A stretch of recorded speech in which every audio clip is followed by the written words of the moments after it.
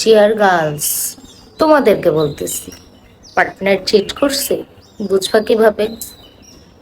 এই যেমন যেসব ফোলাফাইনে কয় আমার তোমাকে অনেক বেশি ভালো লাগে, এত এত সুন্দর মেয়ে থাকা সত্ত্বেও আমার কাউকে ভালো লাগবে না, শুধুমাত্র তোমাকেই ভালো লাগে। এই কমন ডায়লগ পৃথিবীর 80% পোলারাই দেয়। তারপর বাপের কসম, মরা বাপের কসম, মরা মায়ের কসম, আল্লাহর কসম, কয়বরের কসম দিয়ে যে সব পোলাপাইনে কয় আমি সত্যি তোমাকে ভালোবাসি, বিয়ে করব, এই সব ছেলেরা চিটার। তারপর মনে করবা যে সবসময় পার্টনারের সাথে ফোন দিয়ে অভাব অনটন দেখায়, খেতে পারে না, পকেটে টাকা নাই, চলতে পারে না, বন্ধু বান্ধব এটা বলে ওটা বলে, টাকা পয়সা নাই দেখে, এইসব ছেলেরা চিটার, এদের থেকে দূরে থাকবা। তারপর দেখবা তোমার চিটার বয়ফ্রেন্ড আর কি সব সময় তোমাকে ব্যস্ততা দেখাবে, সব সময় সে দিনের 24 ঘন্টায় ব্যস্ত থাকে, বিজি থাকে, বিজি ম্যান।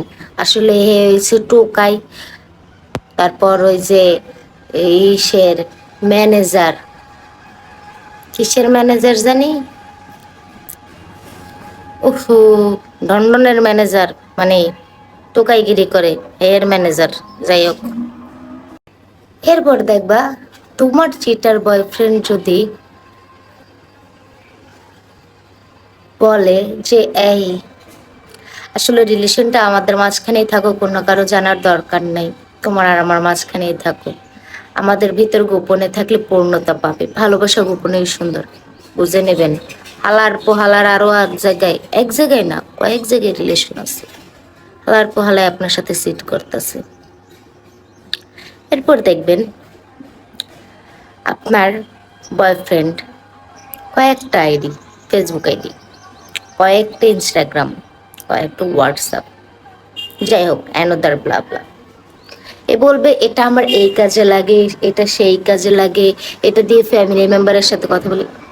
হুম, ওটা দিয়ে সে অন্য মেয়েদের সাথে কথা বলে, চিটার বয়ফ্রেন্ডদের লক্ষণ। তারপর দেখবেন আপনার চিটার বয়ফ্রেন্ড এত বেশি ইনোসেন্ট হবে, এত বেশি ইনোসেন্ট হবে, আপনি বলবেন ও মাই গড, এরকম ছেলে পাওয়া কপালের জোর। এই 2025 সালে এসে এই জেনারেশন আমি এরকম একটা ইনোসেন্ট ছেলে পাবো ভাবতেই অবাক লাগে। কিন্তু ভাই বিশ্বাস করেন, পরে আপনি শুনবেন কি আপনার বয়ফ্রেন্ড আগে 2-3টা বিয়ে করে লাগছে, বা এমন কোনো কেলেঙ্কারি ঘটাইছে, ইনোসেন্ট তো দূরে থাক, শালা বাটপারের বাচ্চা বাটপার, আপনার কোনো ধারণাও নাই যে সে কি কি করতে পারে। সো এইসব চিটার বয়ফ্রেন্ডকে আজই বর্জন করুন, সিঙ্গেল থাকো গার্লস, তাও ভালো। তারপরে ফ্রড, চিটার, বাটপার বয়ফ্রেন্ডের সাথে হাঙ্গামা করো না, লাইফটা একদম তেনা বেনা হয়ে যাবে।